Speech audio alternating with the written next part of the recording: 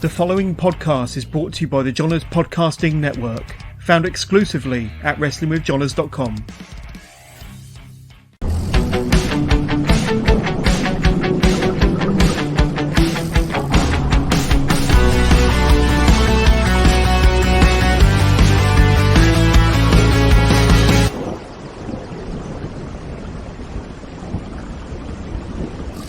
Yeah. Now, in doing my research, Johnny, I noticed that your first TV win was against Blondie Barrett. Yeah. But the match didn't actually air. Is that correct?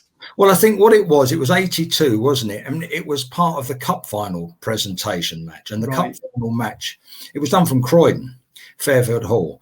And obviously, it was great to be on with Bob on TV. And I thought, well, it was a 1-4 match. We were on before Shirley was on, but they didn't show it. I know they recorded it because I've actually seen the intro of it.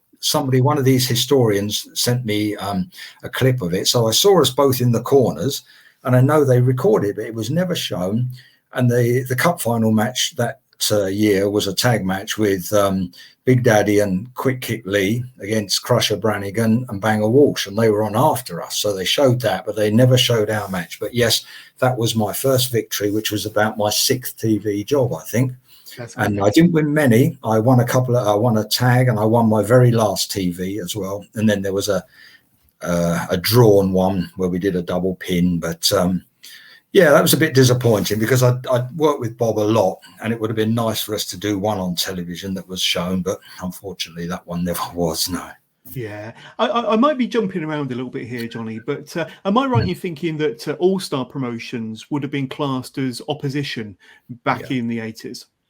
Yeah, I think you either work for like Joint Promotions, which was that syndicate of Dale Martin's Best Right and Morel Beresford, Rowisco and Green, Max. There was about 8 promotions under Joint quite a few were in that cartel of Joint Promotions, and then the independent, they were just known as the Independent Promotions, which was obviously Brian under another name at one time, and then he came to the fore when he came with All Star Promotions, and he ended up being as big, if not bigger, than Joint. So yeah, and I think you wrestled for All Star Promotions around 1986. Mm-hmm. How did that affect your relationship with Joint Promotions or Dale Martin Promotions back then? Because I know that it was quite contentious at times where you could wrestle for Joint Promotions and nobody else, or All Stars and nobody else. But then kind of almost jumping over to the opposition to All Stars, was that controversial at the time, or what sort of reaction did you get when you did that in 86? I think what happened was, I think there was somebody doing it a long, long time ago. The only person I know that was doing it was a wrestler called Ricky Wiseman, who came from Boston in Lincolnshire. He tended to work for Joint Promotions and the opposition quite a lot, which was All Star.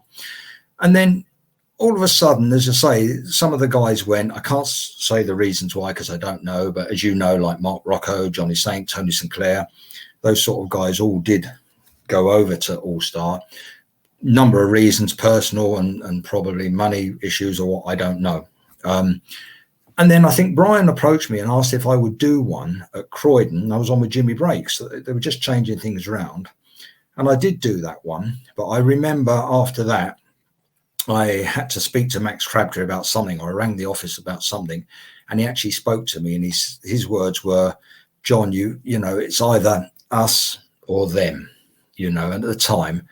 And then gradually after that, I realised I managed to do another one, and then I'd do for Joint, and then another one, and I think a lot of the guys did in the end. And I think in the end it just went by the way that if you weren't billed for one, and you weren't supposed to be wrestling for them that day, and you had a free day, you might, can't speak really for anyone else, but that's how it came about with me. But I know, I say the first job I really did for Brian that was billed was with Jimmy Breaks again at Croydon. Yeah. And it was a title match. I mean, I think they were just trying to, get some names and build things up. Well, I mean, Tony would have been there. Quinn even was there. These sort of guys went over. Rocco went over. Saint went over, Yeah. Yeah, absolutely. I know that Tony, in my interview with Tony St. Clair, goes Hmm. into detail about his reasons for Yeah, going over yeah, to All Stars. So check that one out if you want to know Tony's yeah, reasons. But yeah, you mentioned Shirley Crabtree, Big yeah. Daddy, and that you did team with him on a number of occasions and TV matches as well. What was your experience of working with Shirley, working with Big Daddy, in particular? His personality, and especially getting to team with him in the ring. What sort of relationship did you have? I would say he was hugely popular in the 80s, a big larger than life character. He was like the British version or equivalent of Hulk Hogan, you could Yeah, say. exactly. But I'd say you got to know Shirley very well and worked with him quite a bit. Give us your kind of insight and experience of working with him in the 80s. Well, I think my first job with Shirley, believe it or not, was again probably down your way. Was at Cheltenham at the town hall. It was a Monday night, and it was. I got there. I didn't know who I was going to be on with, and I saw my name, little letters, Big Daddy, big letters, and my name partnered by Johnny Kidd, little letters, against Mal Kirk and Ian Muir. So I thought, I'd never been with Shirley before. I'd seen him, obviously, but never tagged, and it was fine. And then I never had a problem with him, did quite a few together. He had his regular partner at the time when I first started was Jackie Turpin. Jackie seemed to be with him everywhere. And then Danny Collins had a good spell with him, Steve Gray, and then he did have some heavyweight guys with him when they did a tag. I mean, I've seen him tag with Pete Roberts against like Haystacks and Mal Kirk. I've seen him tag with Johnny Wilson, people like that. But it was usually the smaller guys like myself, Steve Gray, that would be partnering him against the two heavies, obviously. But yeah, it was what it was in the day. I mean, the crowd loved it, didn't they? And you could always guarantee that when you got to a hall and he was on, there was never an empty hall. It didn't matter what you thought of the man, the halls were always packed. No one would say, "What's the house like tonight?" It was always packed. You knew, yeah. Obviously, that was his thing. You mentioned TVs. I did do 2 TVs with him, but they were not shown down here. They were shown in Scotland for Grampian TV and Scottish television. And that was in 91 when it come off of the mainstream TV in 88. Shirley carried on, and there was 2 of those that were done up there. And that was, believe it or not, the biggest crowd I'd wrestled in front of. On the Friday, same venue, it was at Aberdeen. And on the Friday night, they had 1,100 people in. And on the Saturday night, 1,200. And that was the big crowd. I was with Shirley both times there. There was a fair bill. Haystacks was there. Andy Robin, the Scottish heavyweight, was on the show. Danny Collins was on the show. Greg Valentine, Ian McGregor. But they were just shown up on Scottish and Grampian TV. They weren't shown on the regional TVs down here. Yeah. And teaming with Daddy, I'm guessing that you probably would have been in the ring and gone up against Haystacks, Giant Haystacks. A few times. What was he like? Because I mean, I've seen him in the flesh a couple of times when he came to the Oxford Town Hall back in the 90s when I was a younger fan, and he was a legit monster of a man, touching 7 foot, easily 40 stone. And when he got close to you, kind of cowered backwards a little bit. But to be in there with the big man, with the great man, what was that like? Yeah, I mean, obviously you knew when, like, all of a sudden you're being worked over, and then you were on the floor and you could hear the crowd screaming. So you thought, right, the partner of Haystacks has obviously brought him in now, so he's going to be in the next thing. You get the whack on the back of the head or the throw you into the corner and the squash. Yes, you felt him. When he hit you, you're bound to feel someone like that. Or when you're on the floor and he's standing on you. I think with him, I got the splash, when he used to do what Daddy did. I don't think I ever got that elbow drop, but I did get the splash with Haystacks. But no, he was fine, to be honest. I mean, you speak as you find, don't you? And I found he was always okay with me. There were some good opponents in those days on that side. There were some big men. Mal Kirk was great. But my favourite, if I had a favourite that opposed us, was always a guy called Johnny Howard, who wrestled as Wrestling Rasputin. Lovely guy. And every time we did the tag, if John was on that side, it was like a night off for me, to be honest, because John was really great. He was a funny guy to be around as well, in and out of the ring. Drew McDonald, another one, really funny guy to work with. Drew. Sid, you know, Sid was more my size, so you could get a little bit of a match going with Sid before Shirley came in and did his thing. But yeah, there were some good guys in those tags, you know, really good guys. And obviously, every so often there'd be a masked man against you, and obviously the mask would come off somewhere in the match at the end when Daddy would rip it off or whatever. But again, no, Shirley was always okay with me, and I used to call him Shirley as well. Did he appreciate that?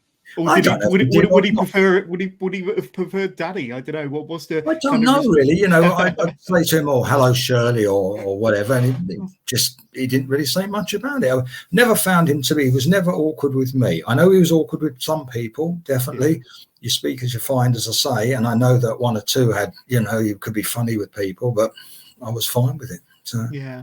And what about Robbie Brookside? Because I understand that you teamed with Robbie. I think it was you called the Young Ones, if I'm not mistaken.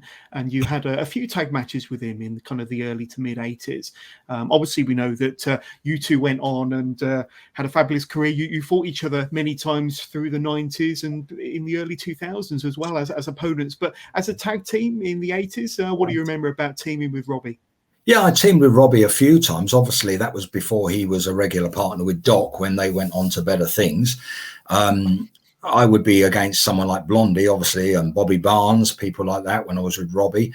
But you're right. I think I probably wrestled Robbie more than I tagged with him, though. Yeah. And it was Robbie, really, down to Robbie Brookside, I think, that I went first to Germany in 2004.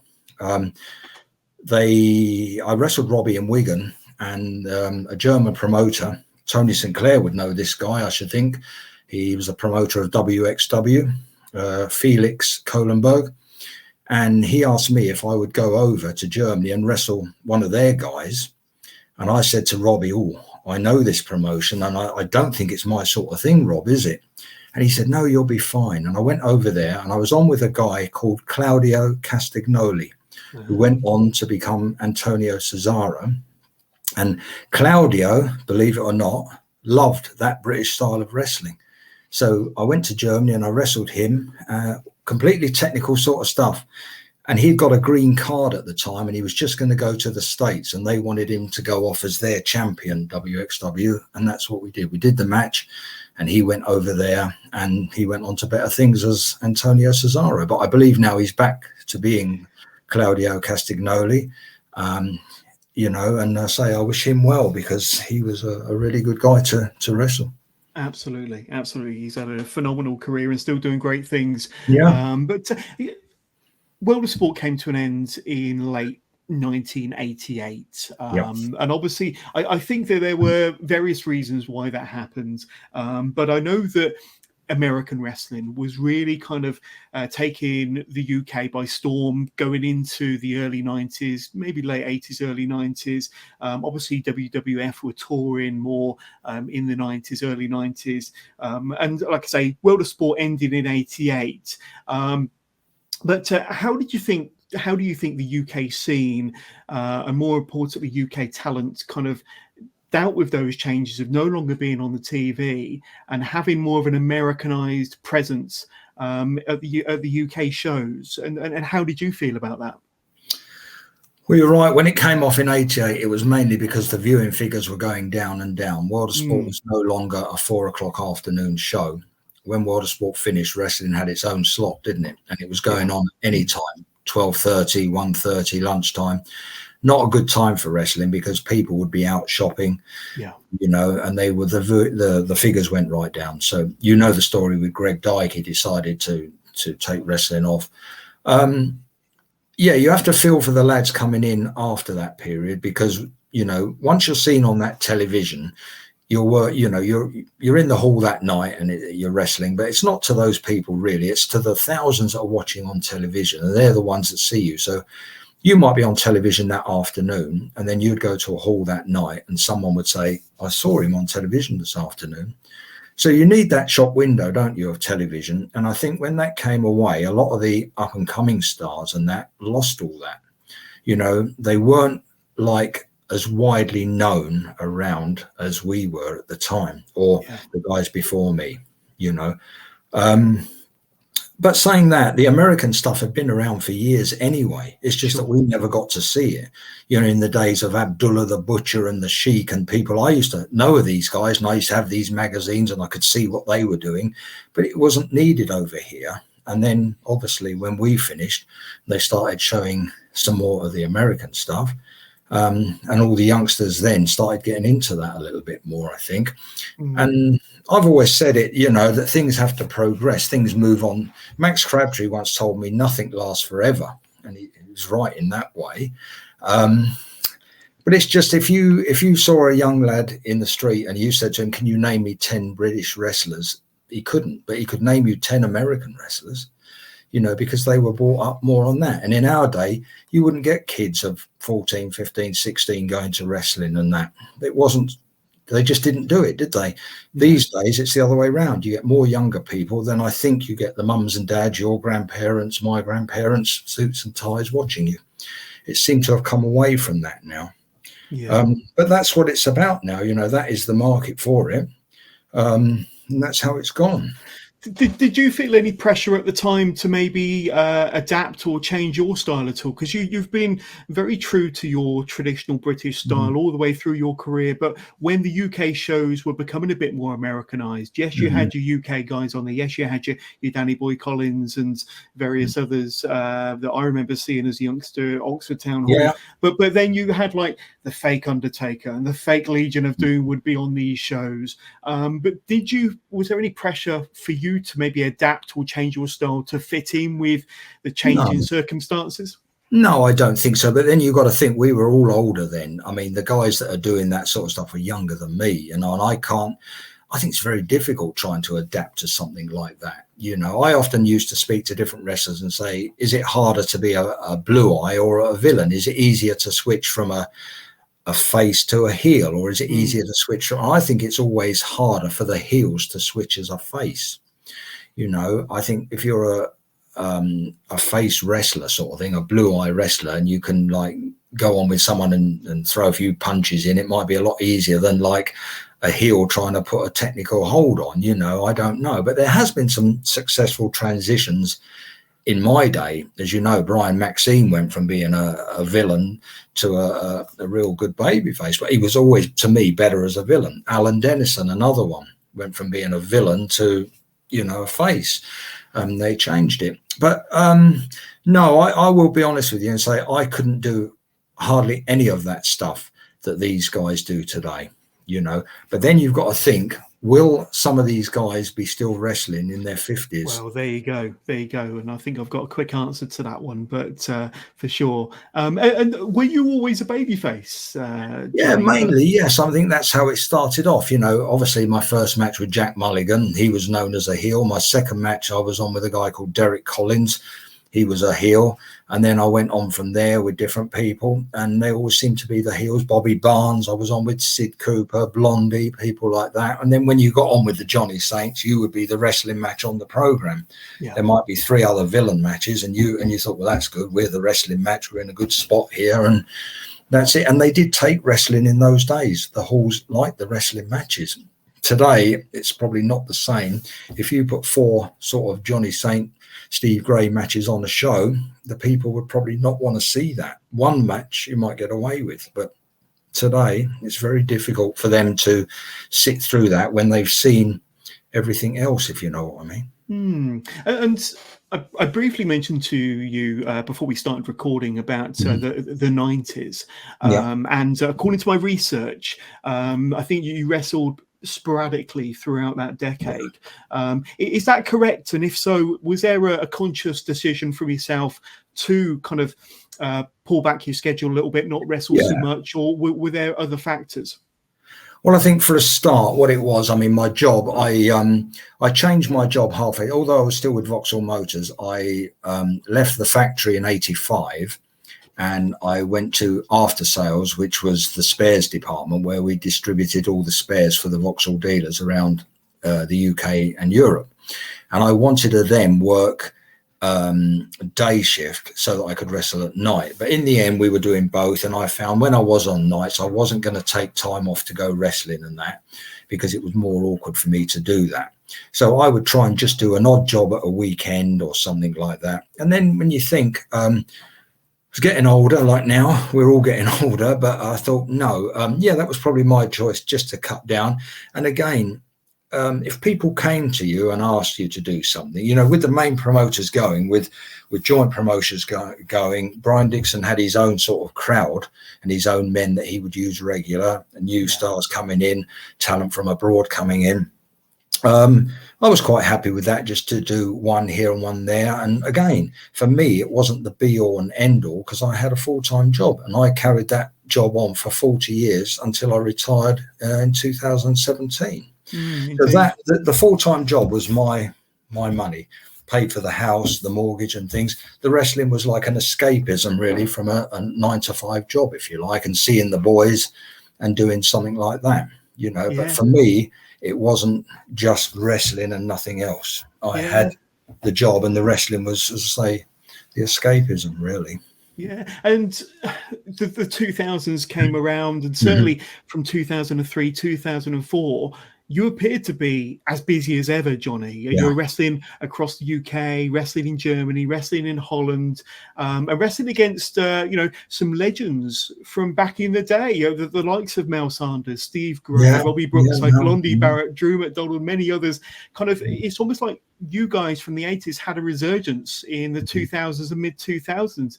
You even had some tremendous battles with people that were just coming onto the scene that would eventually become big names, like Colt Cabana, Doug Williams, Johnny Storm, Joel Redmond, Mark Haskins, and many more.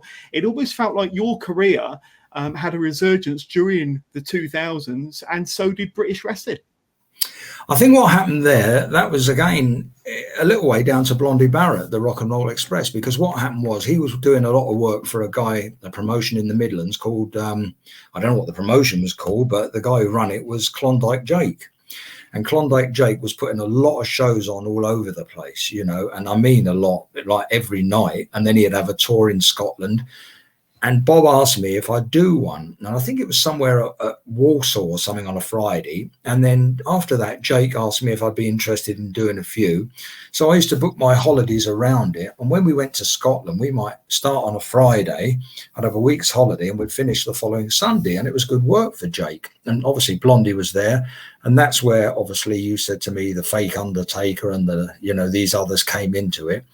And we were doing these shows. They weren't all tribute shows. Those guys were on, but then me and Blondie was on them, and Johnny South might have been on, and Ricky Knight, Roy Knight, people like that were on the shows.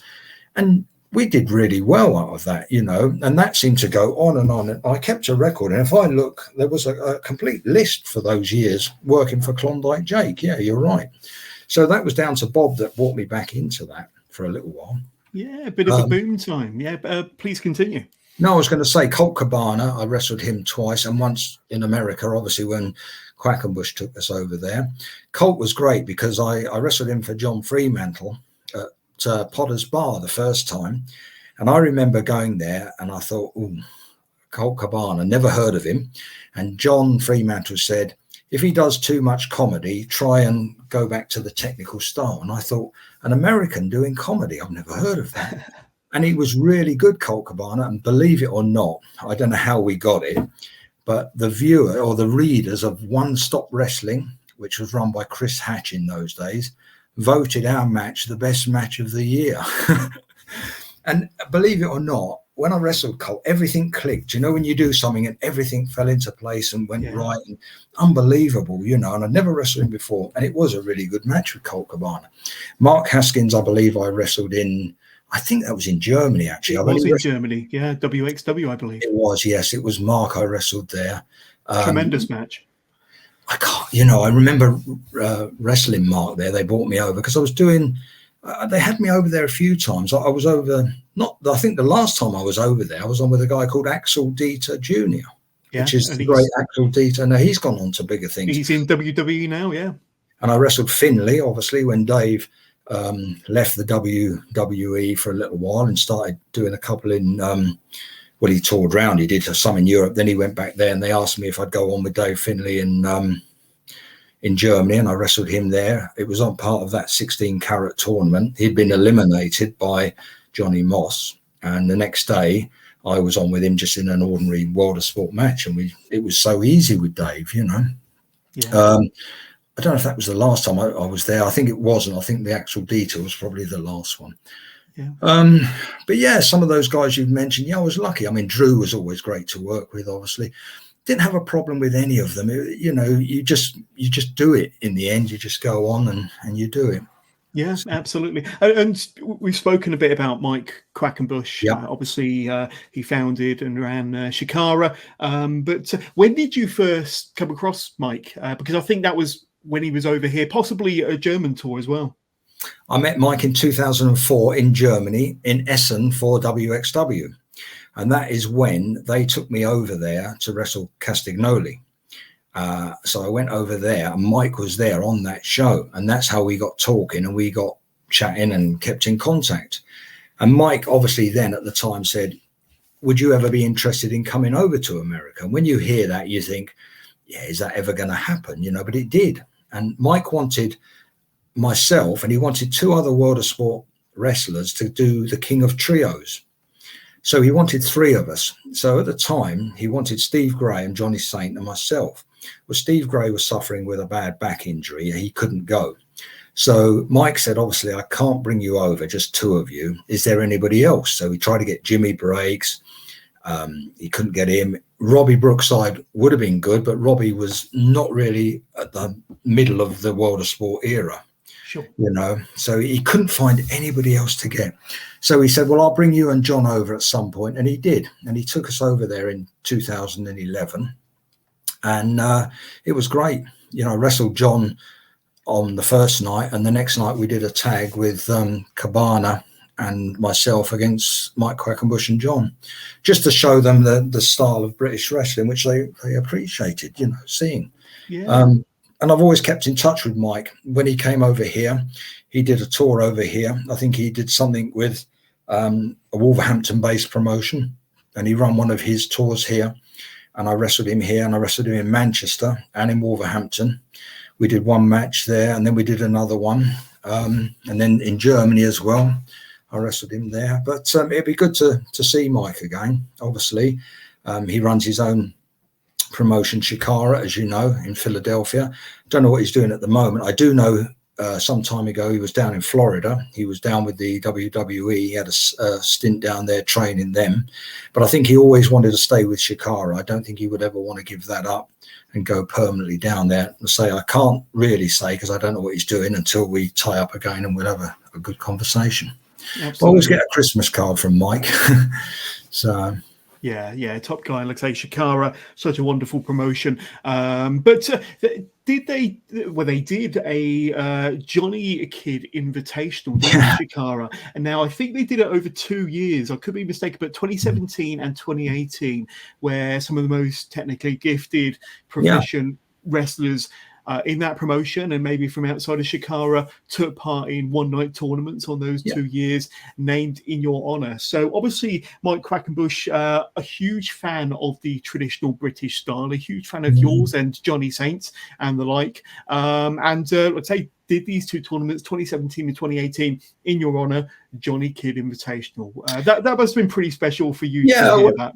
Well, he asked me first if I'd mind him using that name for one of his tournaments. I said, no, go ahead, Mike, you know, and he had like so many men in it. And one of the men was from here, was James Mason. So James Mason went over, and then he said to me, would you come over and present the prize? So obviously, believe it or not, I flew out on the Saturday and flew back on the Sunday. James Mason was actually on the show in the tournament, and he was on with one of the guys there. Obviously, he didn't get through, but he came over with us. We flew out on different planes, but we flew back on the same plane coming back. James had a different route out. And Mike took us over for that. Yeah, Mike's always been interested in that technical style. I've seen some matches of him. I saw one with him with a guy called Jigsaw. I don't know if you know that name. Yeah, indeed. Unbelievable. And there was a spot they did, and I'll have to ask Mike to show me how he does it, because I kept fast forwarding it and stopping it and seeing how they did the routine. But they did it so smoothly. It was unbelievable, you know. And I say, yeah, Mike, you know, is something to watch to me. I mean, he can fly about as well, you know. I mean, I've seen Mike do different stuff, and I mean, I think, oh, how's he done that, you know?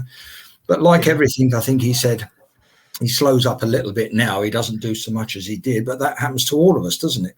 Indeed, You know? indeed. I think you said earlier on that you'll be seeing Mike in April when he comes over to Arcadian Wrestling, so it'll be great for the two of you to catch up. Well, he's coming over. I believe he comes over on the Wednesday, somewhere around about the 26th of April.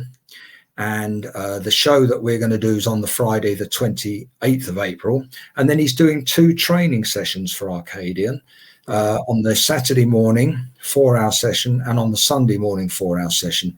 So all I can say, if anybody is interested in going to have a look at that, get in touch with Arcadian Wrestling, book your spot, because Mike is so good at that sort of stuff. I will be there on the first day to watch what he does, see if I can pinch anything off him. But yeah, I will. It'd be good to catch up with Mike, and it's definitely going to happen because I know he's got his airfare ticket already to come over. He flies into Heathrow and then he flies up to Newcastle. Brilliant. So it'd be good to see him. Absolutely. And I understand you've got a bit of a history in being a coach and a trainer yourself. Is that right, Johnny? Well, I can't say I'm an actual coach. What I do, some of these wrestling companies do ask me to come along and show some stuff, you know, and I've done that. I was recently down with Joel Redman at his school in Salisbury 2 weeks ago, and he asked me to come down and we run through some basic stuff. And he likes just to show as well, just the basic like counters to things and escapes and how to, you know, put holds on and things like that, that maybe people wouldn't use so much in a match, but it's just something different that they've never seen before. Joel's tremendous. You know, he really is tremendous. Yeah. Oh yeah. Joel. I mean, he warmed them up there and then we did that. I've done a few of those, you know, where I've gone to different places. I did one in Arcadian. I was lucky enough. I went over to Ireland. I did one there recently with a guy called Nathan Hoy with his school. We did one there. So, yeah, that sort of thing appeals to me. But, you know, a lot of the guys like that. Well, I say like that. They like that sort of stuff. But there's no amateur wrestling clubs around anymore. It doesn't seem to be any amateur. So a lot of the guys, when they come into wrestling, come straight into that stuff, you know. And no one can say that, oh, yes, I've done a couple of years amateur. In our day, that was the thing. Everyone seemed to have had a grounding in amateur wrestling or some sort of combat sport before they came into pro wrestling. But these days, they seem to be very well, they can adapt very well, these people. You know, they've either got it, and you can't really say they've got it or they haven't. It's usually they've got it, you know.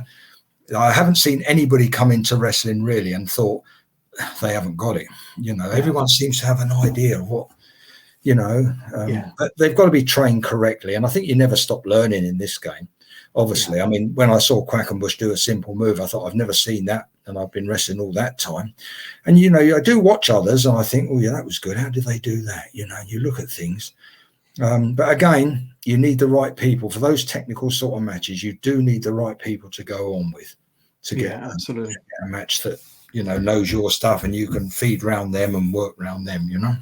Absolutely. And as we kind of get to the end of this Legends Masterclass with Johnny Kidd, if you were to give me a small list of some of your favourite opponents then, Johnny, that you absolutely adored getting in the ring with back in the day or more recent times, do you have a list of maybe 2 or 3 of your favourite opponents because of the chemistry you might have had or just the fun you had in the ring?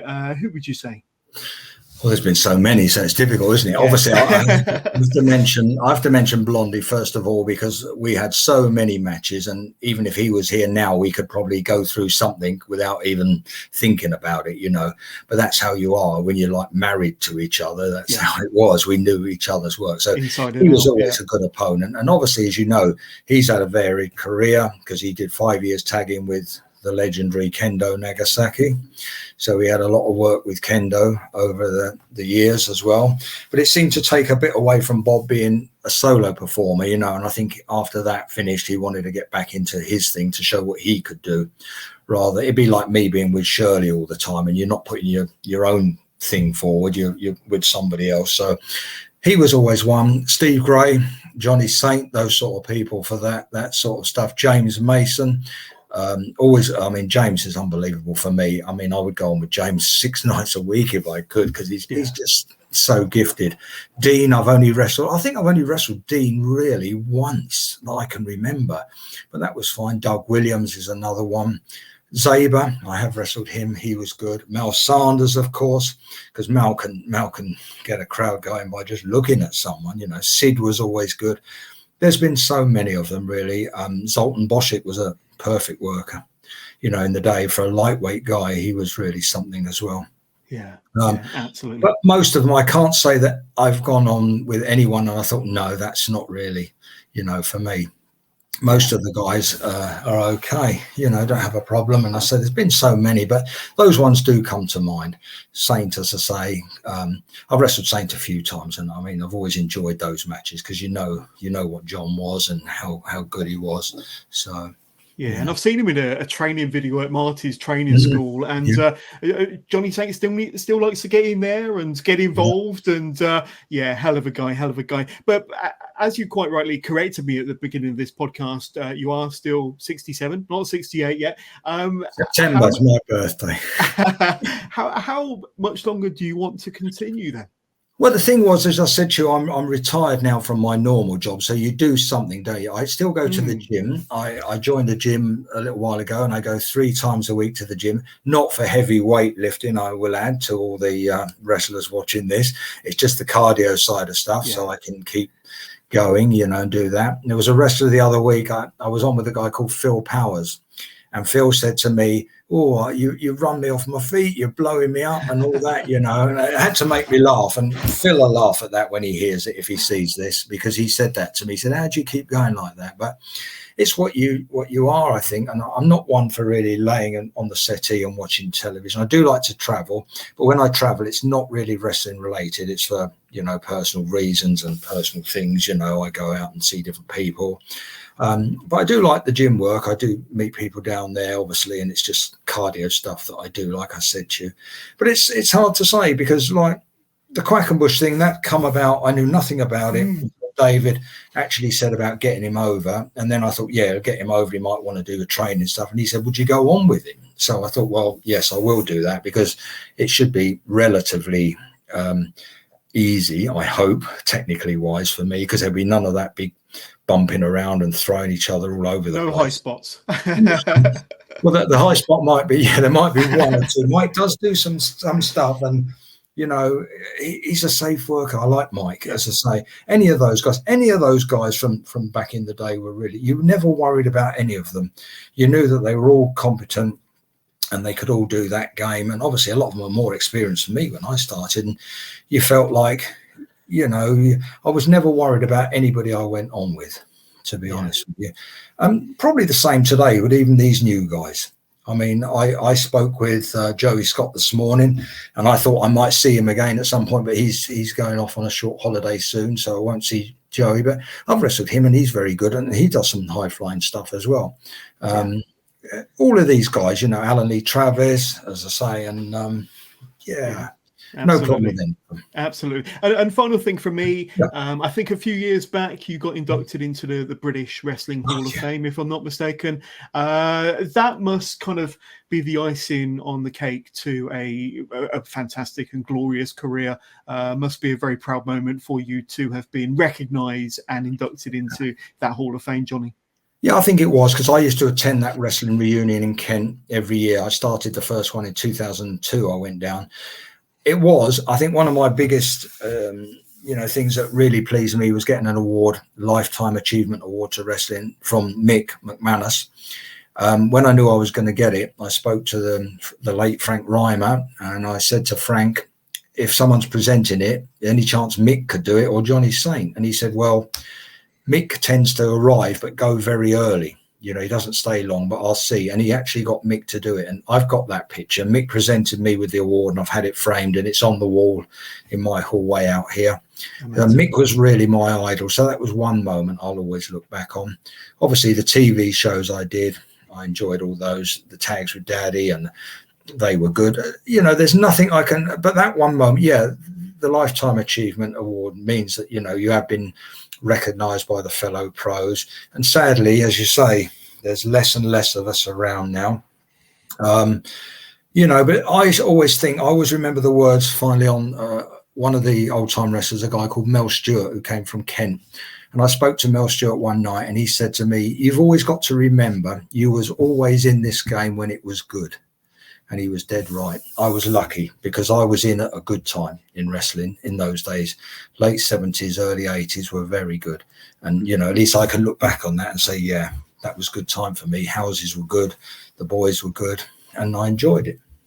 There we go. Well, I think on that note, there's probably no greater way to end this fantastic interview with Mr. Smooth, Johnny Kidd. But Johnny Kidd, I want to thank you so much for being an amazing guest on this episode of Legends Masterclass. And thank you for your time, my friend. Thank you, John. And I hope to listen to your next one, whoever that's going to be, because I did listen to the one with Tony. Funny thing, I never wrestled Tony because obviously he was a heavyweight, but I did do a tag with him, and I don't think he'll remember it. It was up in Spalding at an old cinema, and we tagged against a guy called the Bulk, who was Terry Thomas, a big guy from London, Sid Cooper. But I don't think Tony will remember that. But that was my one, I think, and only time I tagged with Tony. I'm sure when Tony watches this back, he'll be able to let us know if he remembers that. But Johnny Kidd, thank you so much for your time. Thank you. Thank you, John.